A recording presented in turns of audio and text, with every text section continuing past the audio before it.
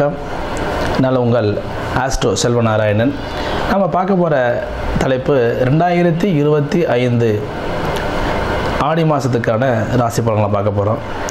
இந்த ஆடி மாதம் 17/7/2025 வியாழக்கிழமை அன்றைக்கி தான் இந்த ஆடி மாதம் ரேவதி நட்சத்திரத்தில் சப்தமி திதியில் இந்த ஆடி மாதம் உதயமாகுதுங்க.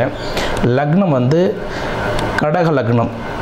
இந்த கடக லக்னம்ங்கிறது நீருடைய ஸ்தானம், நீர் ராசி. அதனுடைய அதிபதி சந்திரன். சந்திரன்னா பெண். நீர்நிலையில் உள்ள பெண் தெய்வங்களை வணங்கும் போது வாழ்க்கையில் வெற்றி பெறக்கூடிய வாய்ப்பு இந்த ஆடி மாதத்துக்கு உண்டு. சரி, என்னென்ன தெய்வங்களை எப்பப்போ நாளில் வணங்கலாங்கிறத இன்றைக்கி பார்க்கலாம்.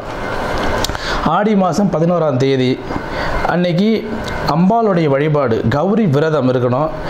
அந்த கௌரி விரதம் இருந்தால் என்ன பலன் நம்மளுக்கு கிடைக்கும் அப்படின்னா, பெண்களுக்கு நீண்ட சுமங்கலியாக இருக்கக்கூடிய ஒரு வரத்தை கொடுக்குறாங்க. அதோட பொன் பொருள் சேர்க்கையும் இந்த நாளில் உண்டு. ஆடிப்பூரம் ஆடி மாதம் 12ஆம் நாள் அன்னைக்கு ஆடிப்பூரம். அந்த நாளில் பூர நட்சத்திரத்திலேயே பிறந்த ஒரு பெண் மானுடராக பிறந்து இறைவனை சரணடைந்த ஆண்டாள், அன்னைக்கு பிறந்தவங்க, அந்த நாளில் பிறந்தவங்க ஆண்டாளுங்கிறதுனால அந்த நாளில் நீங்கள் ஆண்டாளுடைய சன்னதிக்கு, உங்கள் வீட்டு பக்கத்தில் இருக்கிற ஆண்டாள் சன்னதிக்கு போக முடிஞ்சால் போங்க. இல்லைன்னா ஸ்ரீவல்லிபுத்தூரில் இருக்கிற ஆண்டாளோட சன்னதிக்கு போய் வந்தீங்கன்னா இன்னும் உங்கள் வாழ்வில் பல வெற்றிகளையும் பல சந்தோஷங்களையும் நிலைத்து இருக்கிறதுக்கு இந்த ஆடி மாதம் வழிவகை செய்யும். ஆடி 13ஆம் தேதி கருட பஞ்சமி, நாக பஞ்சமின்னு 2 நாட்கள் உள்ளது. இந்த 2 விஷயமும் ஆடி மாதம் 13ஆம் தேதி, அதாவது 29/7/2025 அன்னைக்கு, அந்த நாளில் நீங்கள் நெய்விளக்கு ஏற்றும்போது இந்த 2 விஷயங்களில் நாக தோஷங்கள் நிவர்த்தி ஆகுதுங்க. நெய்விளக்கு ஏற்றும் போது நாகதோஷம் நிவர்த்தி ஆகுது. அப்புறம் ஆடி 23ஆம் தேதி அன்னி 8/8/2025 அன்னைக்கு வரலட்சுமி விரதம். இந்த வரலட்சுமி விரதம் அப்படி இருந்து என்ன நடக்கும் அப்படின்னா, வீட்டில் சுபிக்ஷம் வருங்க, மங்களமான நிகழ்வு நடைபெறும். ஸோ இந்த ஆடி மாதத்தில் இத்தனை விரத நாட்கள்லாம் இருக்குது. நீங்கள் கடைபிடித்து வாழ்க்கையில் வெற்றி பெற என்னுடைய அன்போடு ஆசைகளும் என்றும் உங்களுக்கு இருக்கும். உங்கள் அன்பு ஜோதிடர் செல்வநாராயணன். நன்றி, வணக்கம். வணக்கம்.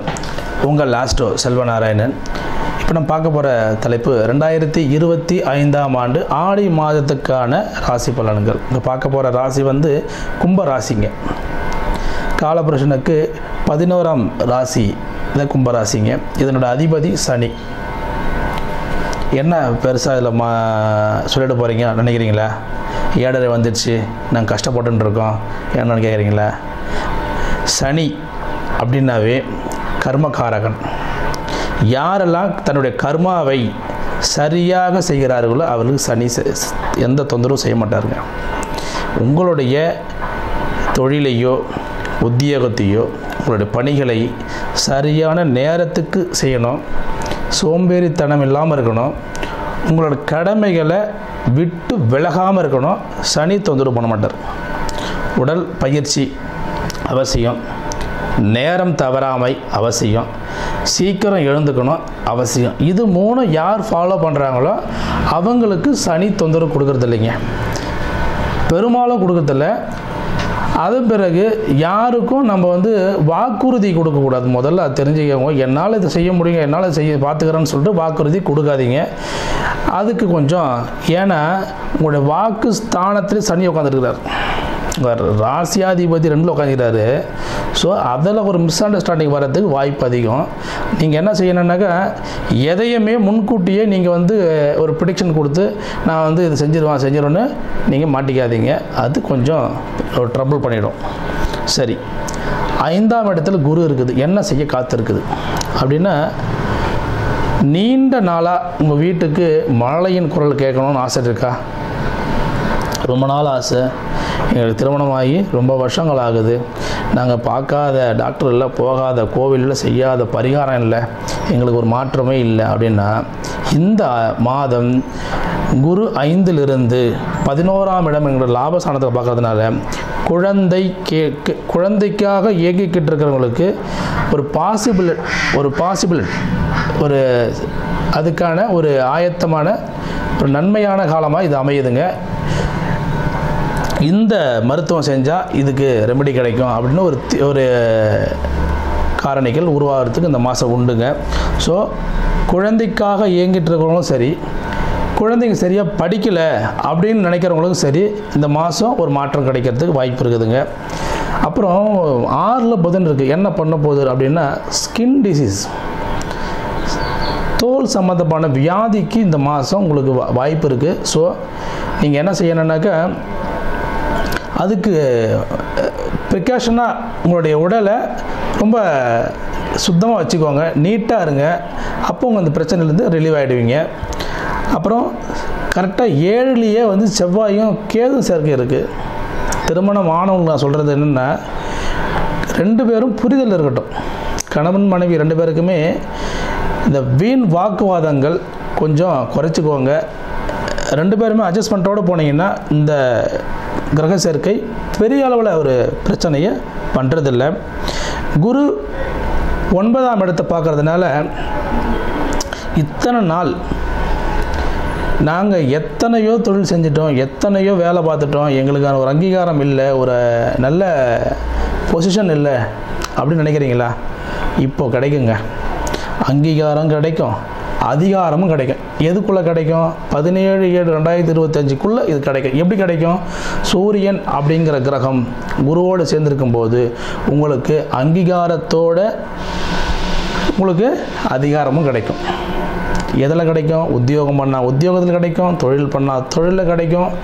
வீட்டில் இருக்கிறவங்க நான் என்னை யாருமே கண்டுக்கிறது இல்லை, இப்போ கண்டுப்பாங்க. உங்களோட ஆலோசனை ஏற்கப்படும். எப்படி ஏற்கப்படும்? முதன்மையாக ஏற்கப்படும். அதோட குரு 11ஆம் இடத்தையும் பார்க்குறாரு. அப்போ லாபம் உண்டு. எதில் உண்டு? தொழிலில் உண்டு. தொழிலில் லாபங்கள் கண்டிப்பாக உண்டு.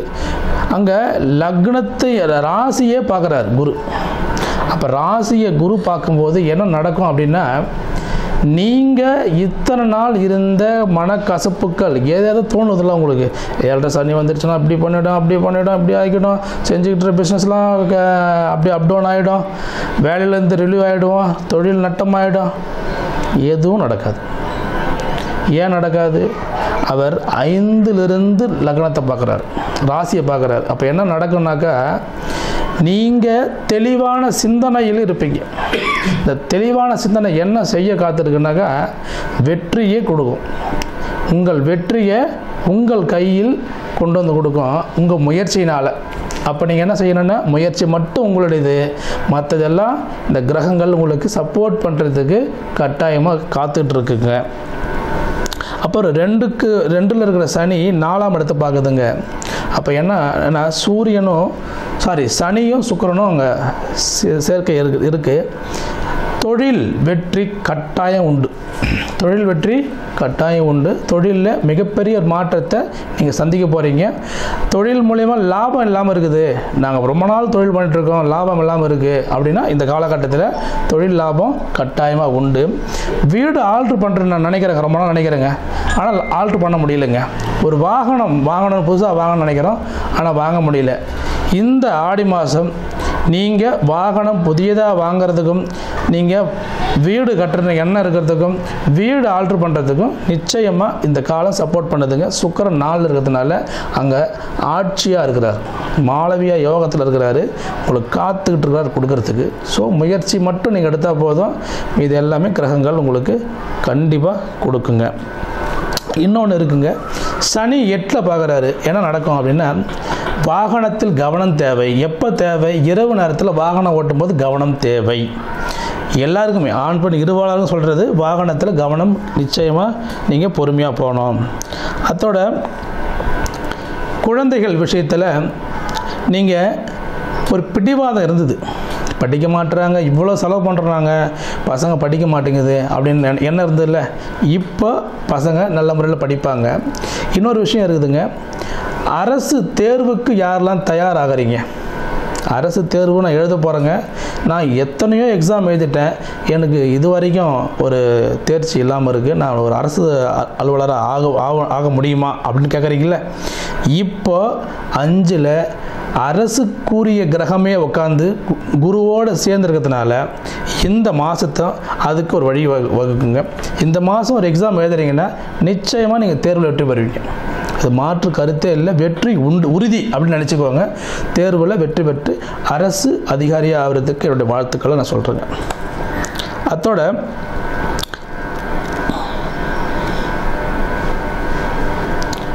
குலதெய்வ வழிபாடு, ஆடி மாதம்னாவே மாரியம்மனுடைய வழிபாடு, குலதெய்வ வழிபாடு, இதெல்லாம் நீங்கள் செய்யும்போது உங்களுக்கு இருந்த சின்ன சின்ன கஷ்டங்கள்லாம் நீங்கி வாழ்க்கையில் வெற்றி பெறக்கூடிய ஒரு அற்புதமான காலம் இந்த ஆடி மாதம். இன்னொன்று சொல்லிக்கிறேங்க, ராசினா மனசு, லக்னம்னா விதி. இந்த ராசி பலன் மட்டும் கேட்டு அந்த ராசியை மட்டும் பார்க்காதீங்க, உங்கள் லக்னமும் சேர்த்து பாருங்கள். இப்போ ஒருத்தருக்கு மிதுன ராசியார் கும்ப லக்னமாக இருந்தால் இந்த 2 ராசி மிங்கிள் பண்ணி பார்க்கணும். அப்போ தான் உங்களுக்கு என்ன பலன் நடக்க காத்திருக்குது அப்படிங்கிறது புரியும்.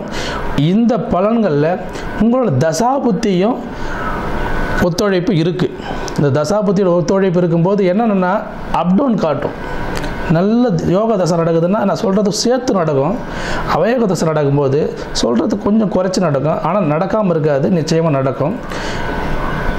நன்றி, வணக்கம், வாழ்த்துக்கள்.